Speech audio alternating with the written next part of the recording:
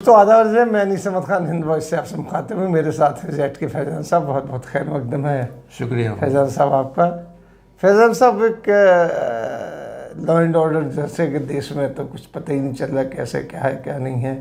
कोई कह देता है कि हमने लिंचिंग में 5 मारी, उनके ऊपर भी कुछ नहीं होता है और इस तरह की सब चल रहा है। उसमें शायद दर्ज हुई है, देखिए FIR तो कुछ हो तो सही। लेकिन अब एक चीज़ ये भी हो रही है कि लुकआउट नोटिस सिसोदिया को जारी हो गया है। अब पता चला कि सिसोदिया को लुकआउट नोटिस नहीं दिया गया है और अखबारों में आ रहा था उनको लुकआउट नोटिस दे दिया गया है, अब वो गिरफ्तार होने वाले हैं। ये सब यानी मतलब हौच पौच चल क्या रहा है देश में कुछ। आप तो पॉलिटिशियन हैं। अरे ऐसा है कि हौच पौच नहीं चल रहा, ऐसा ही सियासत चलती है। मैं बार बार इस बात को कहता हूँ, उसकी एनालिसिस होनी चाहिए क्या हो रहा है। बकिया तो सियासत ऐसे ही चलती रहती है, वो कोई मसला उसके अंदर नहीं है। पहली बात तो बीच में जो आपने कह दी कि वो उसने बैठ कर के, वो साबिक MLA है राजस्थान में, अलवर में, उसने वहाँ मीटिंग में बैठ कर के कहा कि मैंने 5 मारे। बाकायदा उसका तो मैंने वीडियो भी देखा, लेकिन मैं सोच रहा था कि उसके ऊपर FIR होनी चाहिए। तो आज मैंने अखबार में देखा कि FIR रजिस्टर्ड उसके खिलाफ हो गई है। लेकिन वो बात आपने सही कही कि पहले उस पर कुछ हो तो सही कि खाली FIR ही दर्ज होकर के रह जाती है। तो खैर आने वाले दिनों में उसको देखा जाए। मैं बीच में बात आ गई यानी साहब, वो मैं लुकआउट नोटिस पे आप कह रहा हूँ। मेरा मानना यह है कि जैसे सुप्रीम कोर्ट है, सुप्रीम कोर्ट बहुत सारी चीज़ों पर सुमोटो एक्शन लेती रही है, लेना भी चाहिए। या एक तरह से आजकल सुप्रीम कोर्ट पूरी तरह से मॉनिटरिंग का काम कर रही है। पहले क्या होता था कि आमतौर पर होता था कि इस तरह के कोई मैटर जाते थे तो कोर्ट बहुत सारे मैटर में नीचे से ऊपर तक, हाई कोर्ट, सुप्रीम कोर्ट और नीचे भी अदालतें कहती नहीं भाई एडमिनिस्ट्रेटिव मैटर्स को किनारे कर देती थी। या उनका बहुत कुछ होता था कभी कभार तो सजेस्ट करते थे कि नहीं लेजिस्लेशन गलत है, इसके अंदर कानून मैं समझता हूँ इस तरह से बनना चाहिए। लिहाजा पार्लियामेंट में, असेंबली में, जहाँ भी जैसा भी मामला है उस पर बहस होनी चाहिए और बहस करके कानून में कुछ रद्द-बदल जरूरी है। ऐसी राय देकर किनारे कर देती थी। लेकिन अब जो हालात रहे हैं पिछले बहुत सारे सालों से आप देख रहे हैं कि एक तरह से कोर्ट मॉनिटरिंग कर रही है। तो मेरा कहना है कि सोशल मीडिया जो है, इलेक्ट्रॉनिक मीडिया का तो जो बुरा हाल वो है। अब सोशल मीडिया पे हमारी सबकी खबरें आती हैं, तो अब उसको भी सरकारी पार्टी पकड़ करके अपनी तरफ एक तरह से सारी खबरें अपनी देना चाहती है और वही मुनाफरत फैलाने का पूरा काम कर रही है। मेरा कहना यह है कि मुनाफरत फैलाने का काम कोई भी ये कहीं से भी होता है तो एक सुप्रीम कोर्ट को सो मोटो एक्शन लेते हुए एक कमेटी बना देनी चाहिए और ऐसा एक कहना चाहिए कि भाई उसका काम सिर्फ ये है कि वो मॉनिटरिंग करता रहे, देखता रहे कि कहाँ पर इस तरह की खबरें पोस्ट होती हैं, उसका कॉग्निजेंस ले और उसके खिलाफ FIR दर्ज करे और FIR दर्ज करने के बाद उसकी कार्रवाई हो और सुप्रीम कोर्ट एक किसी को अपॉइंट कर दे जो उसको मॉनिटरिंग करता रहे। जैसे सुप्रीम कोर्ट ने बहुत सारे केसेस में किया है, पोल्यूशन वगैरह के केसेस में, और अब मॉनिटरिंग करती रही, अथॉरिटी को उसने अपॉइंट कर दिया और वो सारे काम करती रही। तो ये मैटर ऑफ डिस्कशन है। मैंने खाली पासिंग रेफरेंस में एक बात कही, डिटेल में इस पर डिस्कशन करने की जरूरत, डिटेल क्या बल्कि सुप्रीम कोर्ट इसमें कर दे तो ऑलरेडी होना चाहिए। अब जहाँ तक आपने बात अभी कही लुकआउट नोटिस की, तो लुकआउट नोटिस मुझे भी उस पर हैरत हुई। हालांकि अभी ED जो है उसको डिनाई भी कर रहा है, ED नहीं सॉरी CBI। अब लुकआउट नोटिस तो उस केसेस में, उन केसेस में होता है कि जहाँ पर ये कोई भागने वाला हो, जाने वाला हो। अरे भाई डिप्टी चीफ मिनिस्टर है, वो कहाँ भाग करके जा रहा है, कहाँ मुल्क से फरार हो रहा है, तो वो एक तरह से अगर इस तरह का लुकआउट नोटिस है तो सिर्फ हरस करने के लिए है। वो कहते हैं कि नहीं कुछ लोगों को हमने जारी किया है, उसमें सिसोदिया का नाम नहीं है। लेकिन उससे भी हट करके आज अभी मैं देख रहा था अभी TV पर खबर, तो मनीष सिसोदिया ने ये कहा कि साहब मुझे जो है वो ऑफ़र आया है, क्या कहते हैं BJP की तरफ से, कि अगर मैं उनकी पार्टी ज्वाइन कर लूं और एक तोड़ करके अपने साथ MLA को ले जाऊं तो मेरे खिलाफ ED और ये जो क्या कहते हैं CBI ये सब केसेस वगैरह वो ख़त्म कर देंगे। मेरा अपना ख्याल ये है और मेरा जो तजर्बा कहता है कि ये सब पॉलिटिकल स्टंट है। पॉलिटिकली इन्होंने, अरे किसी ने कहे ऐसे ही मजाक में कह दिया होगा, समझा आपने, इसलिए कि अगर उनको तोड़ के लाने की बात होती तो वो पहले दिखा करके इस कार्रवाई से पहले ही उसको बुलाते, जो पॉलिटिकल स्ट्रेटेजी का तकाजा है। ऐसा नहीं है ना, पॉलिटिकल स्ट्रेटजी से सारे काम होते हैं। तो मुझे ये पॉलिटिकल स्टंट है मनीष सिसोदिया। मैं एक बात कहूँगा अनिल साहब कि प्रॉब्लम क्या है कि अब ईडी तो गलत कर रही है, सीबीआई गलत कर रही है, आईटी गलत कर रही है, बहुत मरतबा कह चुका हूँ। और एक तरफा उसका पूरे मुल्क में इस्तेमाल हो रहा है विरोधियों को क्रश करने के लिए, अपोजिशन पार्टियों को क्रश करने के लिए ये सब हथकंडे अपनाए जा रहे हैं। वो बिल्कुल अपनी जगह पर सही है, और जो बीजेपी में गया धुल गया, जो बीजेपी में नहीं है वो पापी है। मगर ये अपोजिशन पार्टियां जो है ना, इनको भी ज़रा कुछ थोड़ा सा सोच समझ करके बात करनी चाहिए, बयान देना चाहिए।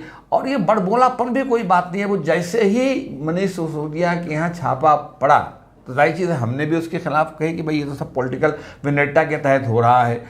लेकिन मालूम ये हुआ कि अब केजरीवाल साहब ने कूद करके बिल्कुल अपने आप को बिल्कुल प्राइम मिनिस्ट्री की दावेदारी ठोक दिया। और उनके जो हैं उम्मीदवार उनके स्पोक्स पर्सन संजय सिंह और दूसरे आपके ये सिसोदिया खुद, ये तमाम लोग के केजरीवाल की लोकप्रियता से डर गए हैं मोदी, और अगले 2024 में केजरीवाल ही प्रधानमंत्री होने वाले हैं, इसलिए खौफ उनको लाख है। तो एक तरफ तो ये है, आप देखिए। अब दूसरी तरफ अगर आप देखें तो बिहार चले जाइए, बिहार में सरकार गिर गई और सरकार आ गई, क्या कहते हैं, मतलब नीतीश कुमार ही चीफ मिनिस्टर हैं, लेकिन सरकार जो है वो दूसरी बन गई, आरजेडी के ताल्लुक से बन गई, बीजेपी की सरकार वहाँ पर चली गई। तो जाहिर चीज़ बीजेपी को तो शक था, वो गए थे गड्ढा खोदने के लिए वहाँ महाराष्ट्र में, गड्ढा खोदा उन्होंने तो यहाँ कुआं खुद गया उनके लिए, समझा। तो ये है। अब क्या है कि यहाँ पर नीतीश जी के जो चिल्ले चपाड़े हैं, वो जो दाएं बाएं लोग हैं, वो सारे के सारे लग गए हैं कि आप प्राइम मिनिस्टर के हैं और प्राइम मिनिस्टर होने वाले हैं। और कमाल तो ये है कि कल मैंने देखा कि आरजेडी की जो चीफ है तेजस्वी ने भी वो कह दिया कि मतलब हम नहीं साहब ये प्राइम मिनिस्टर के अच्छे कैंडिडेट होंगे। अरे भाई, कौन प्राइम मिनिस्टर का उम्मीदवार है, कौन नहीं है, कौन होना चाहिए? अभी 2024 का इलेक्शन है, स्ट्रेटजी कीजिए, मिल करके बीजेपी को हराने की बात कीजिए। कि प्राइम मिनिस्टर की दावेदारी में पहले से लोग गए, रोशनी की किसी को फिक्र नहीं, जंग ये है दिया हमारा है। अरे भाई, कुछ ज़रा सा बात करते वक्त, बयान देते वक्त जो लीडर होते हैं बड़े बड़े, उनको थोड़ा सा सोच समझ करके और गाइडेड हुए बयान देना चाहिए। नीतीश ने ऐसी बातें की, ऐसा नहीं है, लेकिन उसके साथ कहने वाले लोग, उनको नीतीश को रोकना चाहिए। या आरजेडी ने ये बहस शुरू कर दी उसका साथ दे करके, तो मैं समझता हूँ ये वो नहीं है। वहाँ भी प्राइम मिनिस्टर की दावेदारी, यहाँ प्राइम मिनिस्टर की दावेदारी। अरे पहले तो आप लोग मिल करके बीजेपी को हराने की ये जो जालिम और जाबिर और मुनाफरत फैलाने वाली सरकार, इनको हटाने की बात कीजिए। अब वो धीरे धीरे तो अपना काम करते चले जा रहे हैं। वो अपनी स्ट्रेटेजी की तरह भी देखिए, लाल किला में जो स्पीच दी, लाल किले में, और लोगों ने बहुत सारी बातें की, ये नहीं, लेकिन जो मैं देख रहा था, उन्होंने लाल किले से, मेरे दानिश में यह है कि पहली बार सावरकर का नाम आया जी। लाल किले के रैम्पर्ट से पहली बार उन्होंने वीर सावरकर को फ्रीडम फाइटर की लिस्ट में नेहरू, गांधी और इन लोगों के साथ जोड़ते हुए उनका नाम लिया जी। उसके साथ साथ उसी फ्रीडम फाइटर्स की लिस्ट में आगे बढ़ते गए तो नानाजी देशमुख का नाम ले लिया, दीनदयाल उपाध्याय का नाम ले लिया, श्यामा प्रसाद मुखर्जी का नाम ले लिया। अरे भाई, श्यामा प्रसाद मुखर्जी आप जिन्ना के बड़े खिलाफ हैं, और ये भक्त तमाम कहते रहते हैं मुस्लिम लीग और फलाना ठिकाना, तो मुस्लिम लीग के साथ तो मिलकर के उसने सरकार, श्यामा प्रसाद मुखर्जी उसकी सरकार बनाई थी, उसकी सरकार में शामिल हुए, है कि नहीं? तो ये कब के फ्रीडम फाइटर हो गए, नानाजी देशमुख, वीर सावरकर और फलां ढेका और ये तमाम लोग, इनका नाम फ्रीडम फाइटर्स में लेकर के चले आ रहे हैं। माफ़ी मांग के जेल से आने वाले लोग इनका फ्रीडम फाइटर्स में नाम लेकर के चले आ रहे हैं।